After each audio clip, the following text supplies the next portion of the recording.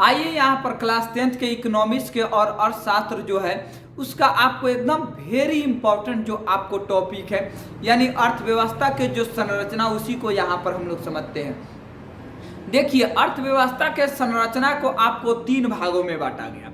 पहला जो भाग बांटा गया जिसे प्राथमिक क्षेत्र नाम दिया गया, दूसरा जो भाग बांटा गया जिसे द्वितीयक क्षेत्र नाम दिया गया तथा तीसरा जो भाग बांटा गया उसे तृतीयक क्षेत्र नाम दिया गया।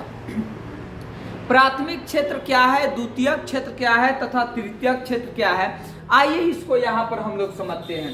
देखिए पहला में लिखा गया है प्राथमिक क्षेत्र। प्राथमिक क्षेत्र को ही आपको कृषि क्षेत्र कहा जाता है। दूसरा में द्वितीयक क्षेत्र, द्वितीयक क्षेत्र को ही इसे उद्योग क्षेत्र कहा जाता है या कहीं कहीं औद्योगिक क्षेत्र भी लिखता है। उसके बाद तीसरा नंबर में है आपको तृतीयक क्षेत्र। तृतीयक क्षेत्र को आपको सेवा क्षेत्र कहा जाता है। प्राथमिक क्षेत्र के अंतर्गत जो आपको आता है वो आपको कृषि हो गया, पशुपालन यानी गाय भैंस को आपको पालना, उसके बाद वन का मतलब आपको जंगल लगाना, उसके बाद मछली पालन करना। तो यानी आपको कृषि हुआ, पशुपालन हुआ, वन हुआ, मछली पालन हुआ, ये सब प्रकृति वाली चीजें है कि नहीं है, सब प्राकृतिक वाली चीजें है। भाई कृषि है तो वो सब नेचुरल घटना है, पशुपालन है तो वो भी आपको नेचुरल घटना है, वन है तो वो भी आपको नेचुरल घटना है, मछली पालन है तो ये भी आपको नेचुरल घटना है। अब ऐसा तो नहीं है कि धान और गेहूँ आदमी बनाता है, वो तो फैक्ट्री में धान गेहूँ तो निर्माण होगा नहीं, वो तो खेती में निर्माण होगा। पशुपालन, अब गाय भैंस आदमी निर्माण तो नहीं करता है ना, गाय भैंस आपको जनरेशन होता है, वो जन्म लेता है। वन का मतलब मान लीजिए पेड़ पौधा आप लगाइएगा तो उसका उगना और फलना ये तो प्राकृतिक घटनाएं है ना। मछली पालन, तो मछली पालन है ये भी आपको प्राकृतिक घटनाएं हैं।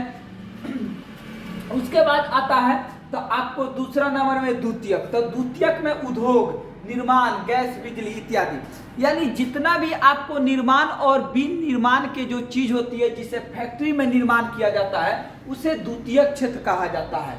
तो जिसे खेतों में आपको निर्माण किया जाता है या पशुपालन जो आपको किया जाता है ये सब प्राथमिक क्षेत्र, और जिसे आपको क्या तब फैक्ट्री में निर्माण किया जाता है उसे द्वितीयक क्षेत्र। और फैक्ट्री से निर्माण चीजों को जहां पर लाकर बेचा जाता है उसे आपको तृतीयक क्षेत्र यानी जो सेवा दिया जाता है। जैसे स्कूल हुआ तो स्कूल जो है तृतीयक क्षेत्र, यहाँ लोगों को डायरेक्टली लाभ मिलने लगता है। यानी जो आपको ये स्कूल है, अब मान लीजिए कोई आप प्राइवेट स्कूल ही खोलिए, तो प्राइवेट स्कूल खोलिएगा तो उससे पैसा तो कमाइएगा लेकिन वो एक सेवा का भी काम कर रहा है।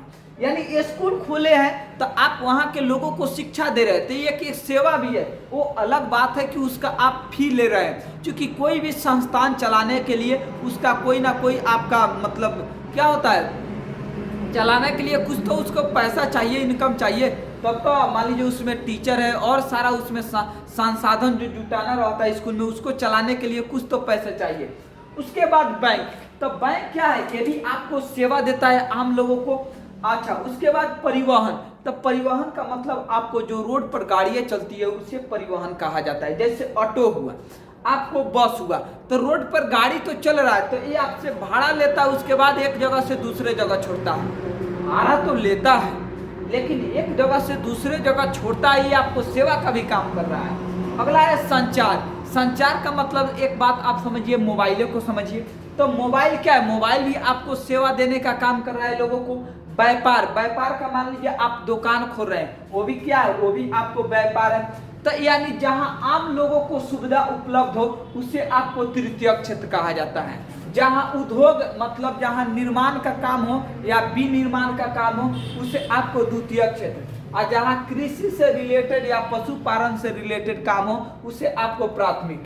तो पहले होता है प्राथमिक, प्राथमिक से आ जाता है द्वितीयक, और द्वितीयक से सीधा आ जाता है तृतीयक में। जैसे आपको इसको समझने के लिए गन्ना एग्जाम्पल को आपको समझना बेहद जरूरी है। सबसे पहले गन्ना को मान लीजिए आप खेत में रोपिए, तो गन्ना आप खेत में रोपिएगा। खेत में रोपने के बाद आपको गन्ना को काट कर कहाँ पहुंचाया जाएगा, आपको चीनी मिल में। तो आप गन्ना रोपे तो उसे कौन सा क्षेत्र कहिएगा, प्राथमिक क्षेत्र। और गन्ना को काट कर चीनी मिल में आप पहुंचा दीजिए तो ये कौन सा क्षेत्र हो जाएगा, आपको द्वितीयक क्षेत्र।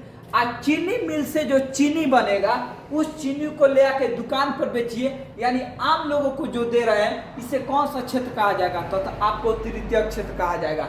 ये देखिए एक दूसरे से ये क्या है, आपको रिलेटेड चीजें है। जैसे मान लीजिए कपास, तो कपास की क्या होती है? कपास की खेती होती है। तो कपास की खेती होती है तो किसमें चल जाएगा? आपको तृतीयक क्षेत्र। और वही कपास को ले आकर फैक्ट्री में आपको कपड़ा बना दिया जाएगा, तो इससे कौन सा क्षेत्र, यानी जो धागा तैयार कर दिया जाएगा, तो उससे आपको द्वितीयक क्षेत्र।